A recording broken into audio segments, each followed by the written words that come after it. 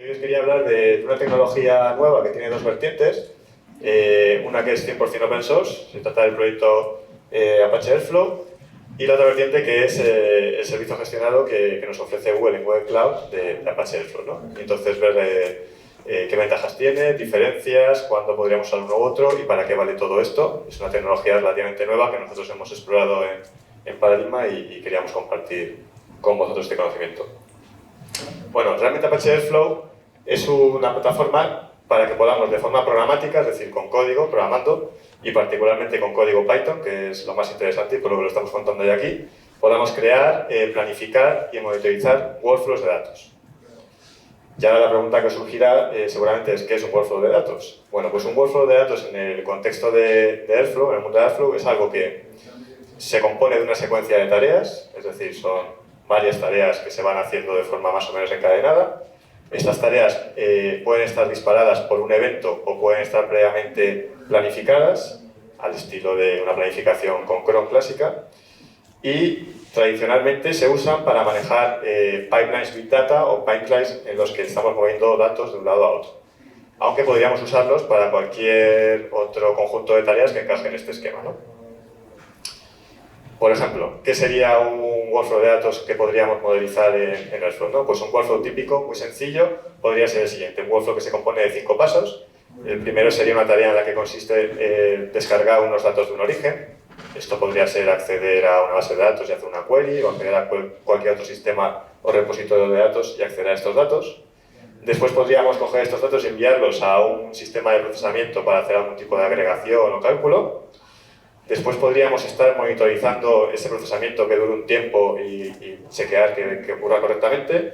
Por último, podríamos obtener algún tipo de informe o resultados sobre este procesamiento y este informe pues, lo podríamos enviar a un sistema externo pues, vía email o cualquier otro sistema de mensajería, ¿no? Esto sería un workflow clásico compuesto de 5 pasos. Vale. ¿Cómo haríamos nosotros si no tuviéramos Airflow o cualquier otra herramienta una ETL en el mundo Big Data de forma, digamos, un poco inocente o antigua? Pues podríamos, imaginemos que queremos sacar unos datos de un sistema HDFS, ¿vale? No voy a entrar en detalle sobre temas Big Data si no os conocéis, pero bueno, HDFS es el sistema de ficheros distribuido que nos permite almacenar muchos datos de forma distribuida.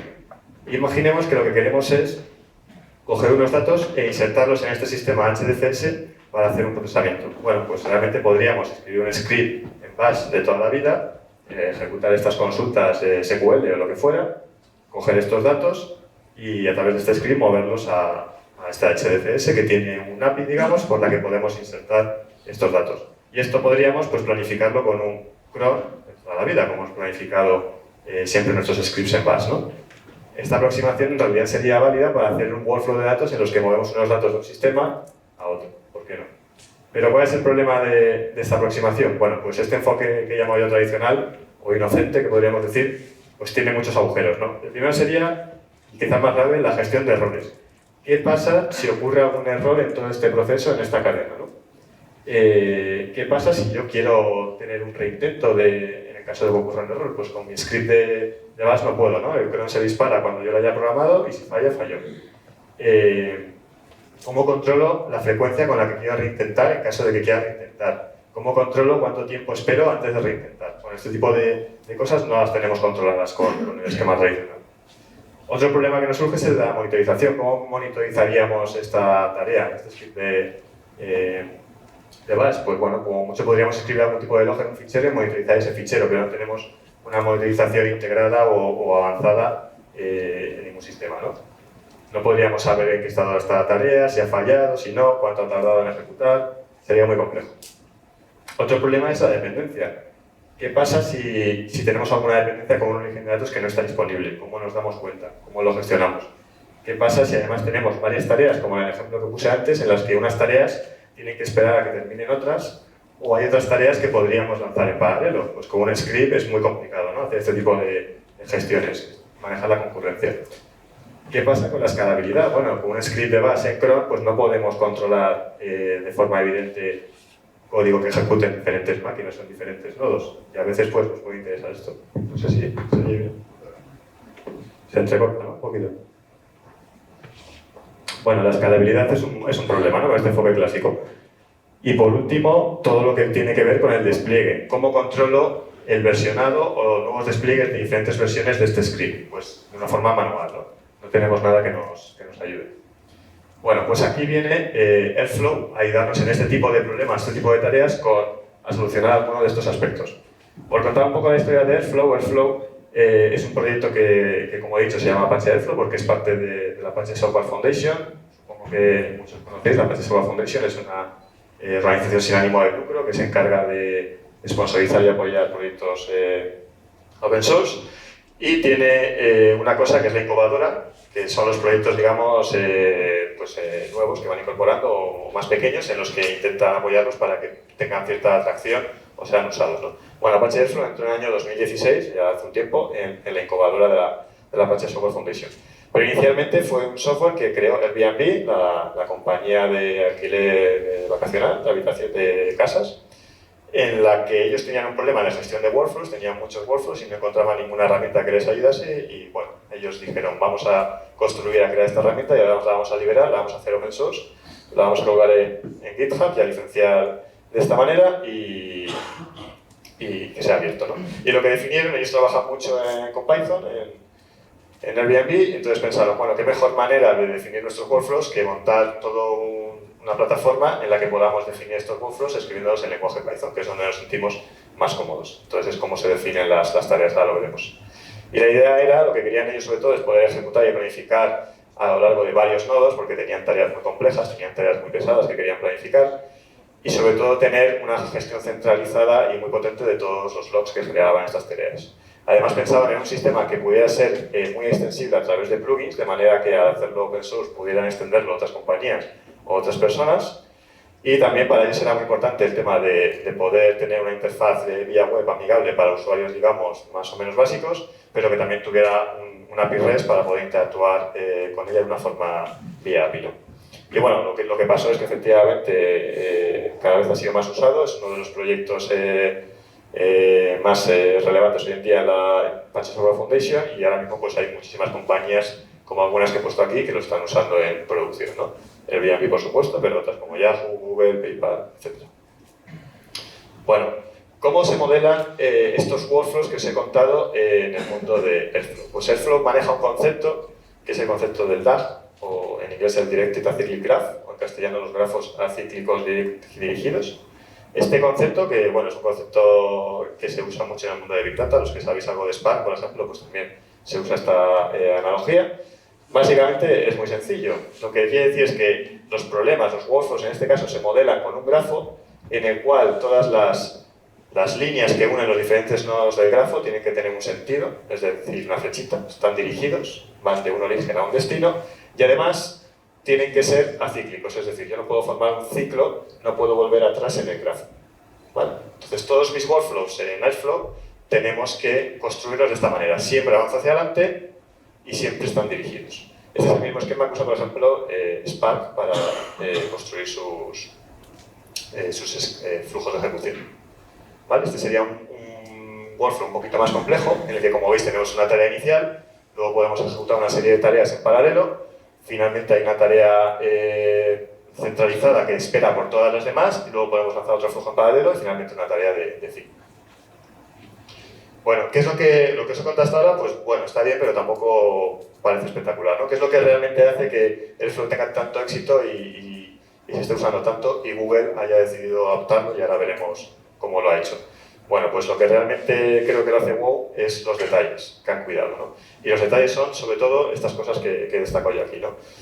Tiene una gestión integrada de errores y de fallos que van desde los orígenes de datos, es decir, si no consigue acceder a un dato, puedes manejarlo desde la definición del propio workflow. Permite de forma muy fácil reprocesar jobs históricos, es decir, workflows que ejecutaste en el pasado con un contexto y unas condiciones particulares, los puedes ejecutar de esa misma manera muy fácilmente. Es muy fácil pasar parámetros entre diferentes jobs, es decir, entre diferentes tareas de workflow, puedes pasar parámetros de una a otra, lo que lo hace muy potente para tener un estado global. Tiene toda una gestión de reintentos automáticos que es muy configurable, pero a la vez muy sencilla de manejar, que es uno de los problemas más grandes, yo creo, en workflows complejos.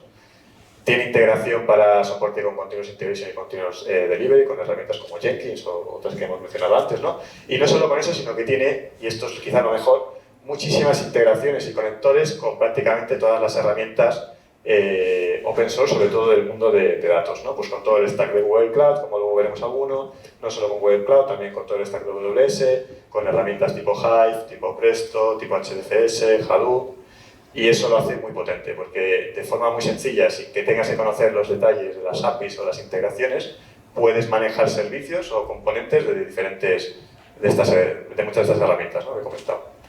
Luego tiene una cosa muy interesante que son los data sensors. Los data sensors es algo que te permite estar escuchando a que ocurra algo en un lugar, ¿no? Y esto, por ejemplo, es muy útil para si estamos pensando en datos que entren en sistemas de almacenamiento tipo S3 en AWS o tipo Cloud Storage en Google Cloud. Pues imaginemos que queremos disparar un workflow en el momento en que entre un fichero o alguien escriba un fichero. Bueno, pues podemos usar un sensor que esté monitorizando un packet y se dispara en ese momento, ¿no? Eso es muy interesante. Tiene capacidades para poder hacer testing real, lo que lo hace muy conveniente para poder hacer pruebas unitarias y testear nuestros jobs antes de ponerse en producción.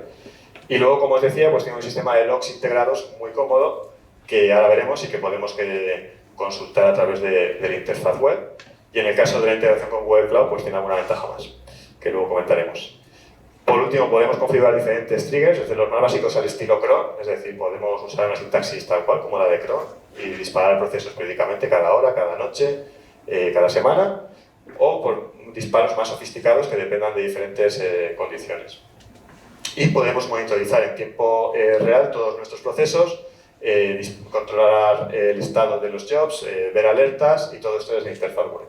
Y lo mejor que tiene este proyecto es que tiene un gran apoyo de toda la comunidad y empresas como Google están apoyándolo también, haciendo commits, desarrollándolo y al final esto es lo que hace que los grandes proyectos open source pues triunfen, ¿no? Cuando tienen un desarrollo muy rápido, muy buena documentación y una comunidad detrás. Y Airflow pues lo tiene. Ahí he ido poniendo algunas de las capturas de interfaz, ahora veremos alguna de ellas en producción. Entonces vamos a intentar ver algo ejecutando de verdad. Voy a hacer una demo inicialmente de un workflow súper sencillo, súper tonto, en local, en mi máquina, ¿vale? Usando simplemente Airflow. No voy a contar cómo se instala porque realmente es muy fácil, pero lo tenemos disponible vía pip. Y lo que voy a enseñaros es el código de cómo escribiría en Python un workflow en Airflow. Básicamente lo que vamos a hacer son estas 5 cosas en el código. Ya ahora el código lo vemos, ¿vale? Primero importaremos los módulos, las dependencias necesarias. Luego definiremos una serie de argumentos para nuestro grafo acíclico. Después lo instanciaremos. Después definiremos qué tareas queremos hacer, es decir, diremos estos nodos de este grafo, qué tareas son, en qué consisten. Y por último veremos una serie de dependencias. Vamos a ver, lo tengo aquí, no sé qué tal se verá. ¿Regulín? ¿Más grande? Los del fondo, tenemos sitios aquí delante. Bueno, yo creo que se ve, ¿no? Más o menos. Si alguien no lo ve, pues tenemos sitios delante. Bueno, básicamente, como os decía, esto es código Python normal y corriente, es un .py, ¿vale? Como veis es un tutorial.py, que este es el ejemplo que viene directamente cuando instalamos el paquete con pip. Es el ejemplo oficial, ¿vale? No lo tuneo. Aquí directamente lo que tenemos que hacer es esta serie de importaciones. Bueno, importamos un paquete, el paquete at a time, importamos Airflow, importamos DAG, que es este grafo acíclico que vamos a instanciar ahora, e importamos un operador.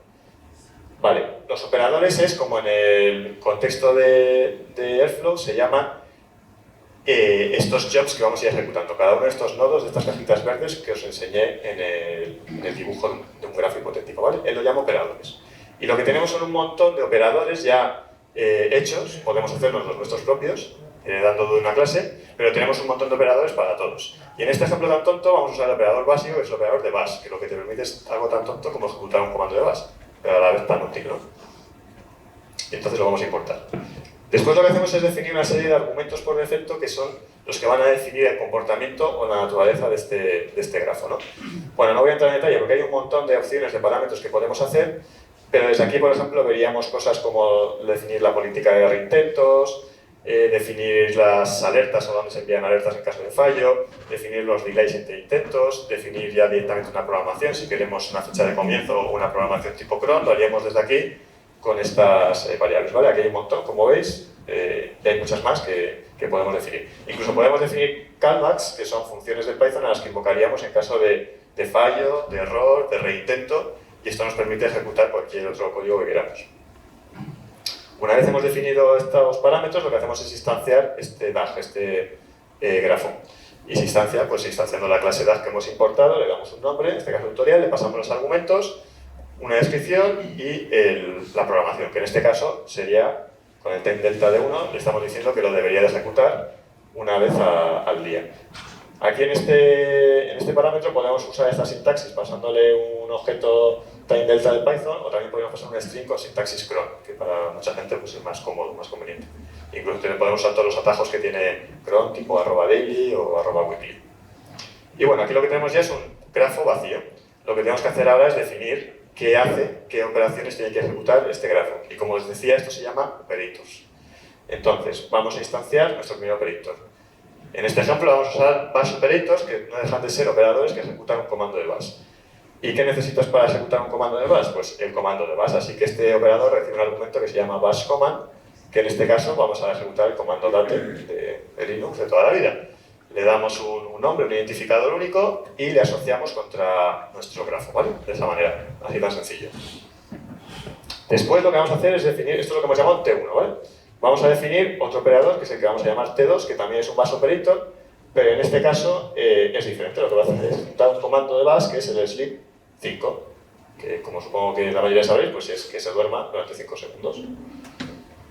¿Vale? Y por último vamos a definir un tercer operador que también va a ser de bash, y en este caso vamos a usar una funcionalidad un poquito avanzada, y es que podemos usar comandos de bash aplantillados, digamos, donde tenemos cierta posibilidad de ejecutar código dinámico con una sintaxis parecida a la de templates de Jinja o de Django o cualquier otro sistema de aplantillado, y podemos de forma dinámica generar, por ejemplo, aquí comandos de echo, ¿vale? Y se lo pasamos a nuestro comando, a nuestro bash operator, diciéndole que el comando es este, pero que además está parametrizado y por lo tanto tiene unos parámetros que le pasamos en la variable parameters. Y lo asociamos al DAG. Vale. Y aquí viene quizá lo más interesante o la clave y la última línea, que es definir las dependencias. Nosotros hemos asociado 3 operadores, serían 3 nodos de nuestro grafo, y los hemos asociado al DAG. Pero ahora lo que tenemos que decir es cómo dependen unos de otros. Y aquí tenemos que usar esta sintaxis, que es la sintaxis de manejo de bits de Python que han sobrecargado, en la que lo que le estamos diciendo es que primero se va a ejecutar T1 y después se van a ejecutar en paralelo T2 y T3. ¿Vale? Esto aquí se ve un poco obtuso, pero luego vamos a ver que cuando lo carguemos en Airflow lo vamos a ver visualizado con este dibujo tan bonito del grafo que os acabo de contar. ¿Vale? Este grafo es tremendamente sencillo, básicamente son 3 tareas, primero una y luego las otras en paralelo, pero imaginaos aquí el encadenamiento de tareas que podemos hacer con la complejidad que tiene, ¿no? El tipo de workflow que se pueden crear. Vale. Bueno, pues ahora lo que os quiero enseñar es cómo cargaríamos este .py, que no deja de ser un script de Python, .py, en Airflow. Bueno, yo ya he arrancado Airflow en el local para no perder tiempo. Por defecto nos viene con un montón de jobs. Bueno, lo he arrancado por defecto en el 8080 en mi local, como veis. Y como veis aquí, pues vienen con un montón de ejemplos que no vamos a entrar en todos porque no tenemos tiempo, pero que nos permiten ver diferentes operadores, cómo combinarlos y construir diferentes grafos, ¿no? Esta sería la pantalla principal de Airflow, donde lo que tenemos son el listado con todos nuestros DAGs, todos nuestros grafos, y desde aquí tenemos una vista rápida de la planificación que tienen. Como veis, hay algunos que tienen sintaxis cron, como decía, otros que tienen otro tipo de sintaxis, pero que es bastante legible. Y aquí en esta parte lo que tendríamos es un histórico de cuántas veces han ido ejecutando estos grafos y cuántas de estas veces ha acabado correctamente, o ha habido algún error, o ha habido reintentos, etc. Y a la derecha tenemos una serie de botones para hacer operaciones sobre estos grafos. Bueno, no voy a entrar en detalle en todos, excepto en el que os he enseñado de código, que es este.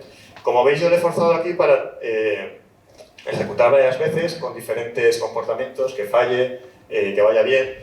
Entonces aquí tendríamos este histórico, ¿no? Vemos que ha fallado 3 veces, que está medio ejecutada, se ha quedado running en otras 17 y ha terminado satisfactoriamente en 13. ¿Vale? Si nos metemos dentro de lo que es el DAG desde aquí, tenemos una cosa muy interesante que es la Graph View. La Graph View es lo que nos permite entender cómo es visualmente este grafo que yo he definido con código. Si os acordáis, era una tarea inicial que era el echo, el print, y después teníamos el sleep y el comando de base aplantillado, ¿no?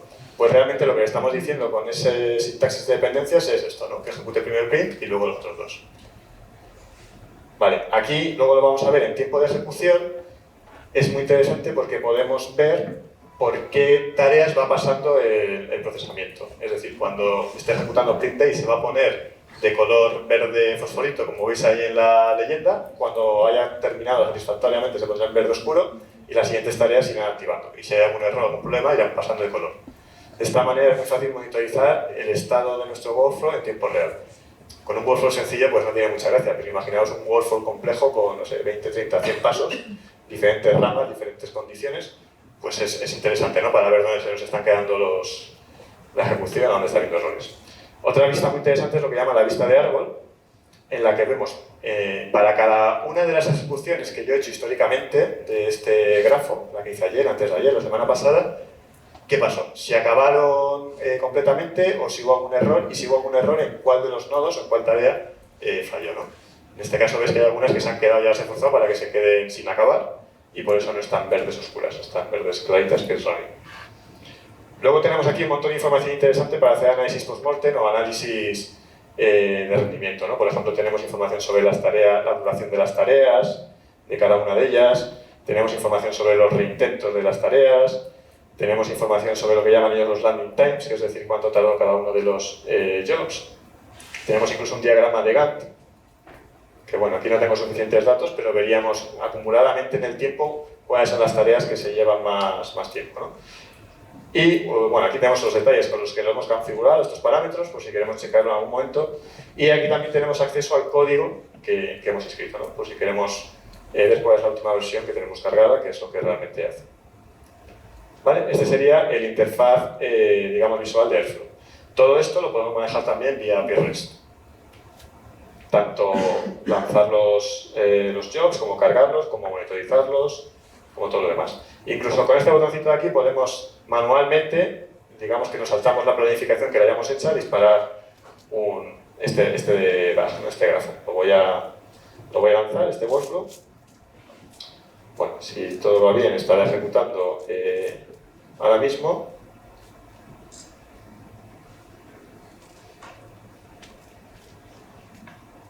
Y bueno, debería lo mismo ejecutar ya porque es muy rápido, pero deberíamos ir viendo aquí cómo se van activando con diferentes colores las tareas. Vale, esto sería Airflow en local. Vamos a ver ahora qué diferencias hay con Cloud Composer, realmente qué es Cloud Composer y qué ventajas añadidas tenemos si usamos esta herramienta en la nube, ¿no?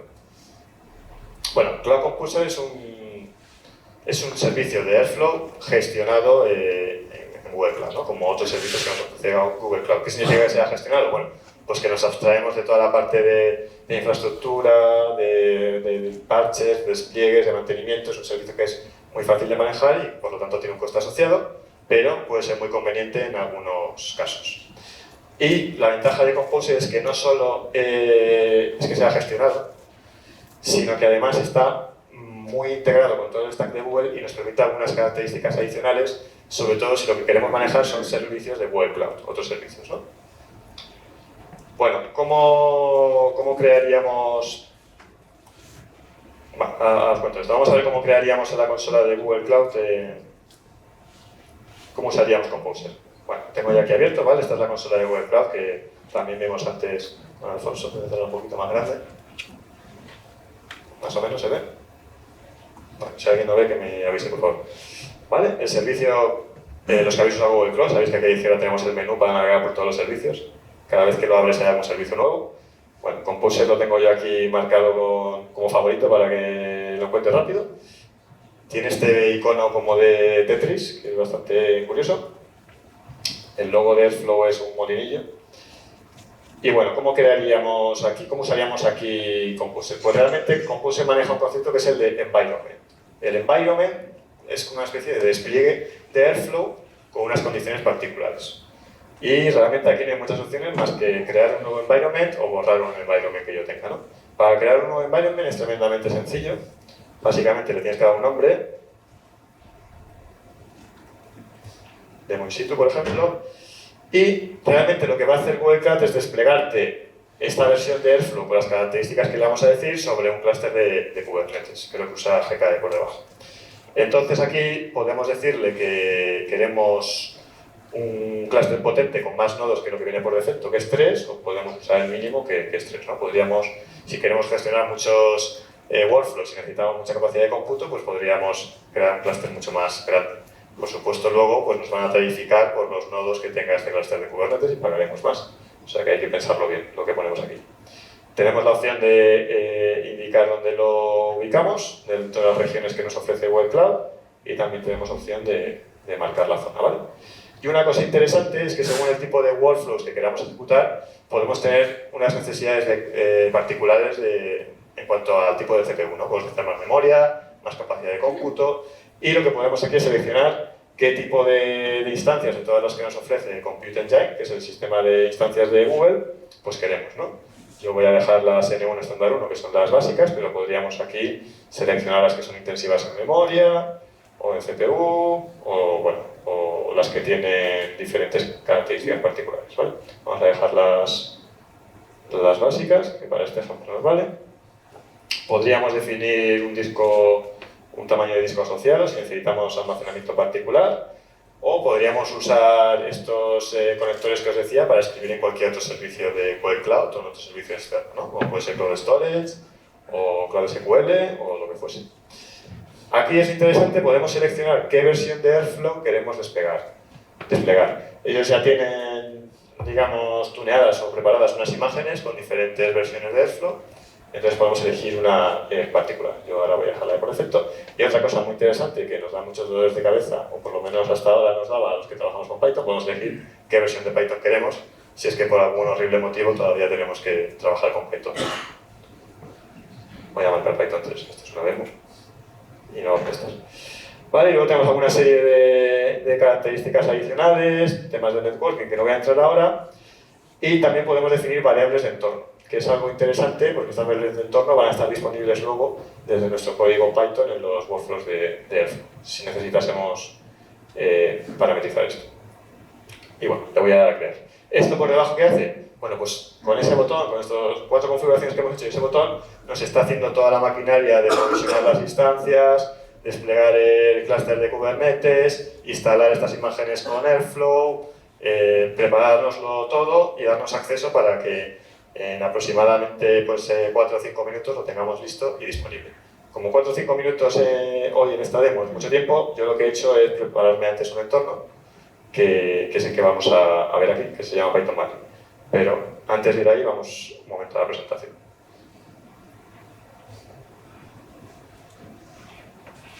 Vale, como os decía, tiene muchas ventajas usarlo en Google Cloud, Cloud Composer.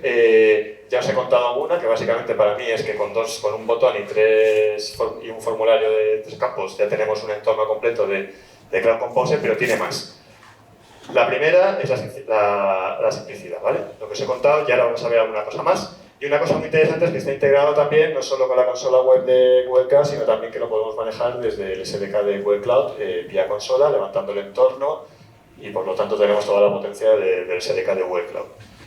La segunda, y quizá de las más interesantes, es que está integrado con el IAM de Google, lo que nos permite toda la granularidad que tenemos para el control de accesos, de permisos, y que no pueda entrar cualquiera en nuestro entorno de Airflow, sino las personas que queramos. Y esto es bastante potente, y digamos que la versión open source de Airflow pues no nos ofrece nada en ese sentido, en cuanto a credenciales y seguridad. Lo siguiente es la escalabilidad. Podemos levantar este clúster de Kubernetes del tamaño que queramos y que nuestro Airflow escale, ¿no? Y esto es bastante potente, que desde luego si lo hacemos en local pues no podemos. Y por último, toda la parte que viene integrada de monitorización. No solo podemos usar las herramientas de monitorización y login de Airflow, sino que también se integra con Stackdriver, lo que efectivamente cuando estamos usando, como ha dicho Alfonso, pues varios servicios de Google Cloud, tener un lugar centralizado donde encontrar nuestros logs y poder diagnosticar y ver las trazas, pues es bastante cómodo. Y además nos gestiona todo lo que tiene que ver con las dependencias de paquetes de Python, pip, versiones como hemos visto 2.3, y esto pues bueno, también es bastante conveniente. Y tiene muy buena integración con todo el stack de Google Cloud. Y lo que os voy a enseñar ahora, y ya con esto terminamos, es una demo que vamos a ver si consigo que funcione, en la que vamos a intentar lanzar un workflow en la que nos integremos con un servicio de Google Cloud que se llama Dataproc, que básicamente es el servicio gestionado de Hadoop. No hace falta conocer Hadoop y saber Hadoop, pero Hadoop es el sistema de procesamiento Big Data por excelencia, digamos. El servicio gestionado en Google se llama Dataproc, y lo que hacer es levantar un clúster de Hadoop, lanzarle un proceso de Hadoop y hacer que se apague el clúster, si me da tiempo, en 5 minutos. Vamos a intentarlo. Hay muchas piezas que pueden fallar, entonces si sufrimos efecto demo, pues lo siento, lo he intentado. Había muchos ingredientes en la receta. ¿Vale? Pero esto nos va a demostrar la potencia, y sobre todo para los que comprendéis la complejidad de manejar un clúster de Hadoop, levantarlo, gestionarlo, lanzar un proceso y demás, pues la potencia y simplicidad que se nos ofrece con Cloud Composer a la hora de manejar esto. Vale. Y por último, hay... bueno, esto lo voy a contar ahora, vamos a empezar a verlo en la consola. Bueno, como os decía, sigue arrancando en nuestro entorno, tarda unos 5 minutos, pero yo ya tengo preparado un entorno que ha arrancado hace un rato, ¿no? Con las mismas características, en la misma región. Y como veis, aquí nos ofrecen 3 enlaces. Bueno, estos 3 enlaces son: el primero es el enlace a la consola, digamos, a la interfaz web de Airflow, que es el mismo que os he enseñado yo antes en local de mi máquina. Vamos a abrirlo. ¿Vale? Y en el caso del despliegue que hace Google Cloud, no viene con todos estos grafos de ejemplo, sino que ellos te lo precargan con un workflow que lo llaman de monitorización, que básicamente lo que hace es un eco para confirmar que el despliegue ha ido correctamente y ya está, y lo puedes eliminar. Vale, hasta aquí tenemos ya lo que teníamos, un Airflow integrado. Un pequeño detalle, fijaros que aquí tenemos un botón que no teníamos antes, es el botón de logout. Yo me he logado con mi cuenta de Google Cloud y por eso tengo acceso a mi panel de Airflow, si no, no podría. Entonces esto está integrado con el IAM. Si me deslogueo, pues no puedo entrar. Vale. El siguiente enlace que os voy a enseñar es este.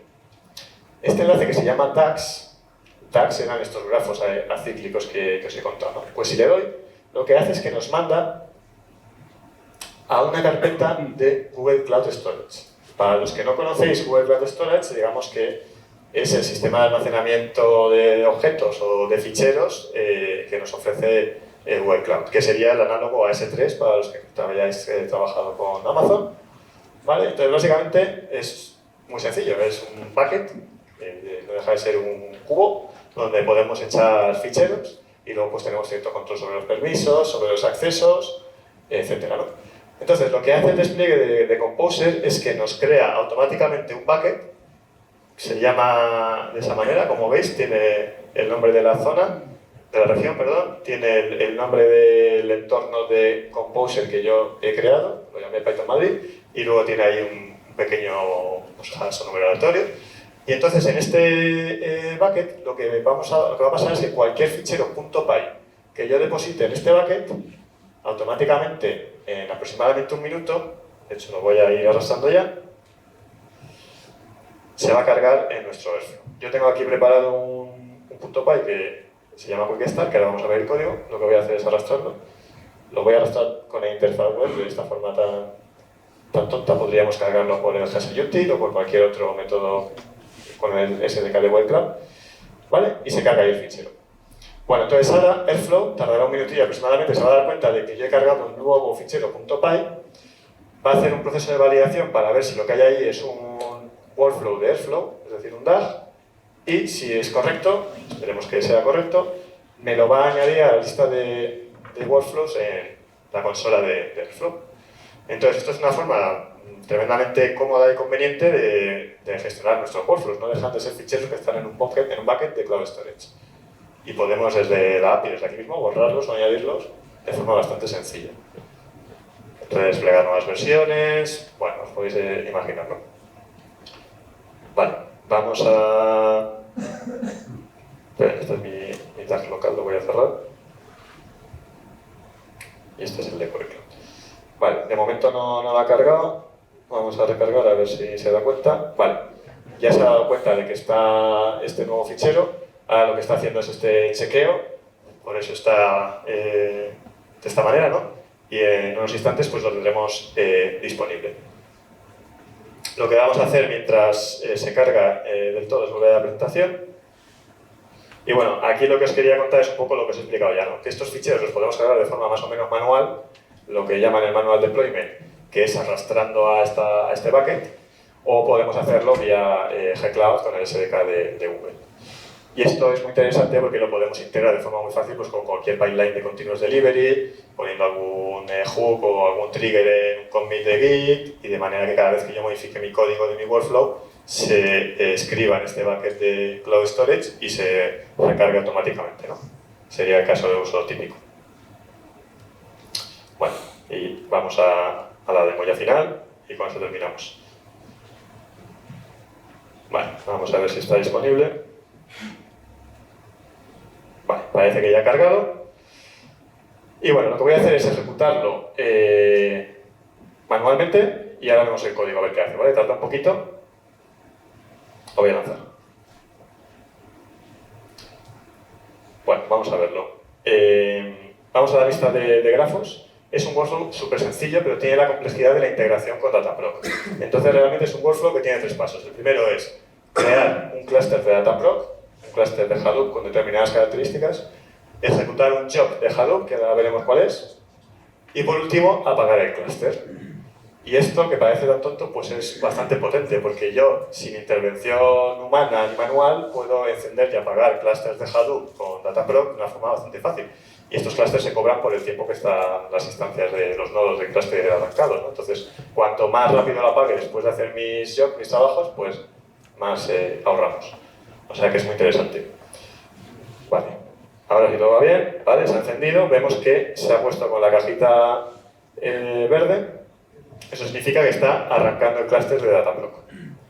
Ahora os enseño el código, pero primero os quería enseñar que realmente está arrancando un clúster de Dataproc. Y para eso lo que podemos hacer es ir a la consola de Google Cloud, al servicio de Dataproc, donde podríamos haber arrancado un clúster de forma manual, pero como vemos está arrancando este clúster que se llama como el nombre del DAG, del workflow, Quickstart, y le pone la fecha, ¿no? En la misma región y bueno, está arrancando. Es un clúster pequeñito que tiene 2 nodos, esto tarda un rato porque está provisionando las instancias, y mientras arranca vamos a ir a ver el código. Bueno. El código sería este, se ve más o menos bien por el fondo. ¿Hay alguien vivo por ahí todavía? Sí. Ya queda poco, tranquilos. Vale, entonces aquí realmente lo que vamos a hacer es definir las importaciones, como dije al principio. Básicamente es un workflow parecido al básico que os enseñé antes, ¿no? Importamos ciertos operadores y en este caso fijaros que los operadores que estamos importando no es el bus operator, sino que es el Dataproc operator que está en el paquete de Contrib Operators.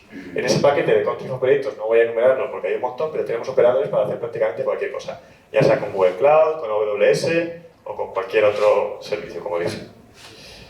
Y lo que vamos aquí a definir es, bueno, lo siento, he usado Java en este punto, pero era muy conveniente porque en todos los despliegues de Hadoop tenemos un pequeño .jar que se llama el Hadoop Mass Reduced Examples, que es, digamos, el hola mundo en el mundo de Hadoop, que lo que hace es un código Hadoop que cuenta palabras. ¿Vale? Le pasas un texto y te cuenta palabras. Es un ejemplo muy tonto, pero digamos que es el ejemplo básico. Y eso está disponible en cualquier clúster de Hadoop. Entonces, como está disponible, pues he dicho, vamos a usar esto. Entonces, a mi workflow, lo que le voy a decir es, vamos a pasar ya a la parte de los operadores. Le voy a decir primero, operador de create Dataproc cluster. Uso este tipo de operador y le digo que me arranque un clúster con 2 nodos, que esté en la misma zona que estoy yo, y además aquí defino, ya estamos hablando aquí de los tipos de instancias que van a componer el clúster de Dataproc, que pueden ser diferentes de las instancias en las que está ejecutando Airflow, porque Airflow lo que va a hacer es vía API de Google invocar a este servicio, ¿vale? Que es un servicio independiente.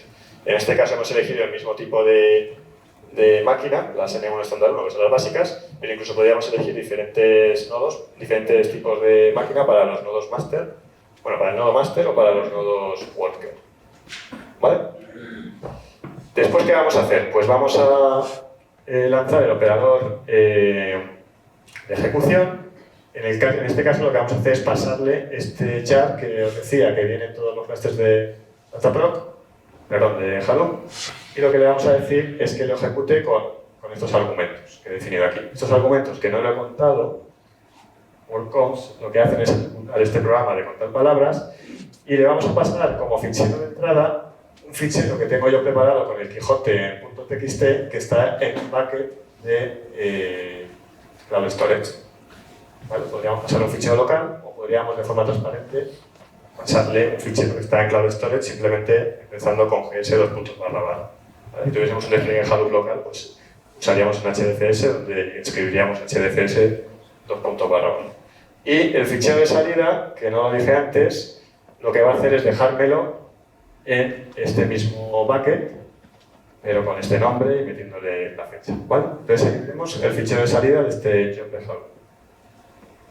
Bueno, ahí ejecutaría, como dije, este jar. Y por último, cuando acabase este operador, ejecutaríamos el operador de borrar el clúster, que es algo bastante importante porque tiene un coste. Entonces, cuanto antes lo borremos, mejor.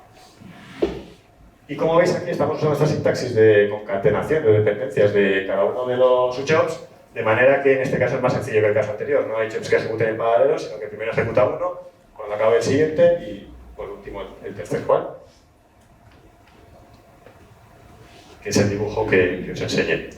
Bueno, vamos a ver qué tal va esto. Esta es la consola de Dataproc. Espero que ya... Pues todavía no. Bueno, efecto demo todavía no ha... sí, perdona, sé que acabo ya. Bueno, si veis, pensé que estaba arrancando todavía, pero efectivamente, mientras yo hablaba, ya terminó de arrancar, lanzó la ejecución del proceso, es un proceso sencillo que tarda unos pocos segundos, y ya está, el status es deleting, ya está en el punto en el que está borrando el cluster. O sea que todo esto ya lo ha hecho. Si vamos ahora a la consola de Airflow, veremos y refrescamos que ya habrá terminado satisfactoriamente, efectivamente, está en verde oscuro el Create Dataproc, está en verde oscuro también la ejecución del proceso y lo que está todavía en verde fosforito es el borrado de la eliminación del clúster.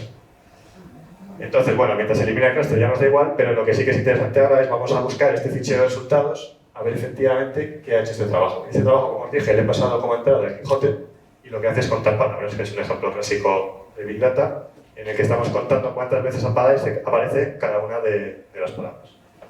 Bueno, yo le dije que lo escribiese en un bucket de Cloud Storage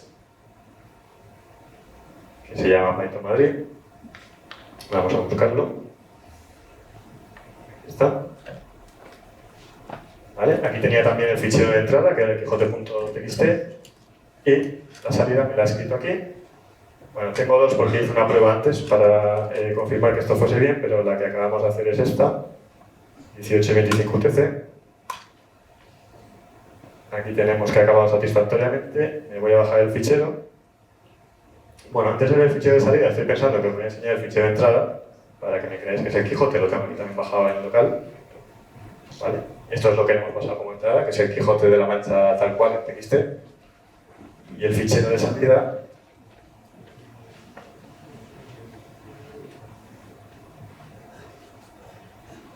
sería este, ¿vale? Lo que hace es ordenar alfabéticamente, como hay algunos caracteres extraños, pues primero pone esos caracteres extraños y como veis, después de la palabra, te pone el número de veces que aparece, ¿no?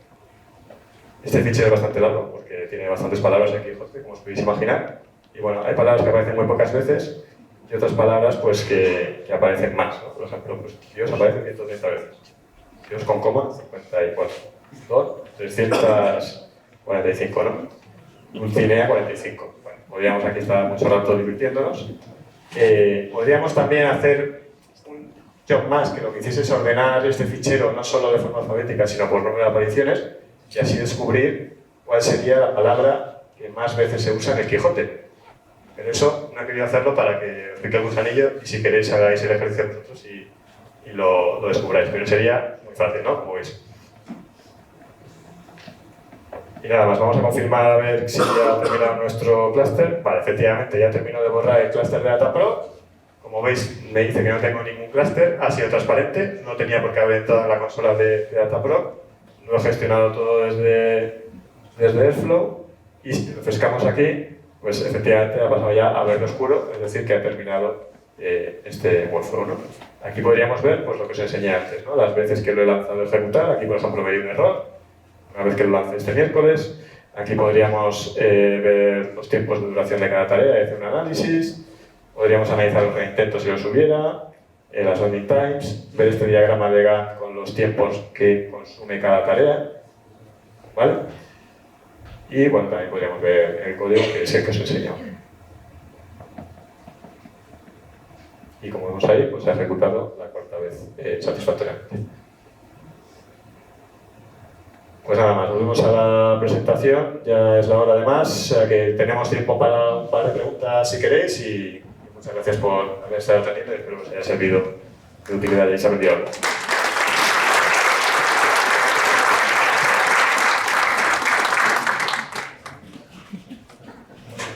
Pregunta, una por ahí. No sé si el micro... Sí, venga, intentamos con micro, así nos enteramos mejor.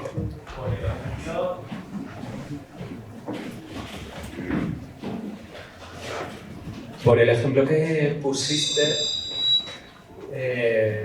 entiendo que todo esto también se puede hacer con Dataflow. Sí. ¿Por qué una cosa u otra? ¿Sabes una diferencia? Sí, bueno, ahí entramos en el terreno. Ahí seguramente pues Alfonso será la persona, ¿no? Para ver exactamente en qué caso de uso aplica más un servicio de Google o otro. Yo te puedo dar mi opinión. Bueno, básicamente Dataflow es un servicio serverless, como explicaba Alfonso al principio. Entonces, de hecho es un servicio gestionado basado en Apache Beam, que es otro proyecto open source de Apache. Y lo que tiene Dataflow es que tú te abstraes del clúster que hay debajo. Digamos que en ese sentido es más sencillo, ¿no? Puedes ejecutar un pipeline Big Data, podríamos hacer este mismo word count. De hecho soporta Python y Java, creo, me parece nada más. Y digamos que es un servicio pues, más abstracto, es más cómodo porque te tienes que abstraer de montarte un clúster. Ahora, tienes menos control al ser más abstracto, claro. Si lo que usas es Dataproc, realmente lo que te estás levantando es un clúster Hadoop o Spark o Flink de toda la vida sobre instancias gestionadas en Google, ¿no? Entonces eso a veces puede ser conveniente también. Si lo que quieres es hacer una migración, por ejemplo, de un proceso de Spark que tengas en un clúster on-premise, pues te lo puedes migrar directamente, o si por lo que sea te interesa más control, pues es interesante tener los nodos, poder incluso entrar en los nodos, si tienes que depurar o tienes algún problema. Entonces, digamos que son, desde mi punto de vista, dos herramientas que pueden valer para solucionar el mismo problema, pero una es más abstracta que otra. Una tiene un coste y otra tiene otro coste, que también es algo que hay que mirar, claro, cuando usamos infraestructura de la nube. Y la diferencia es esa. ¿Vale? Yo he hecho el ejemplo con Dataproc porque, bueno, Cluster de Hadoop, digamos, que es el ejemplo más clásico de la mundo, que era lo que quería enseñar hoy, pero se integraría igual de sencillo con los operadores correspondientes para Dataflow. Podríamos haberlo hecho con Dataflow. Hay gente que le gusta más Dataflow, hay gente que le gusta más Hadoop, pues ya, opiniones. Creo que alguien está por ahí. ¿Cómo es la pregunta? Ahí arriba.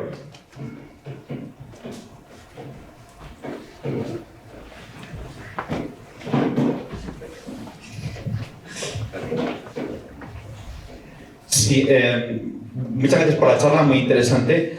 Con respecto al ejemplo que has puesto el primero, donde tenías un template de Bash que le pasabas como un string para que lo ejecutara, mi pregunta es ¿cómo de fácil podría ser inyectar código en un operador utilizando ese tipo de templates? Bueno, si lo que realmente quisieras es inyectar código, pues no usarías el operador de Bash que te permite esta triquiñuela de la plantilla, sino que tienes un operador que se llama Python Operator, creo, donde lo que le pasas como argumento es una función de Python que ejecuta y ahí inyectas el código Python que quieres. ¿Y eso a nivel de seguridad, para que puedan alterar el flujo de operaciones o puedan meter lógica en nuestros operadores? Bueno, al final depende de dónde lo despliegues tú, ¿no? La seguridad te la da el contorno. Si estás usando Google Cloud, pues tienes toda la capa de seguridad del IAM de Google Cloud.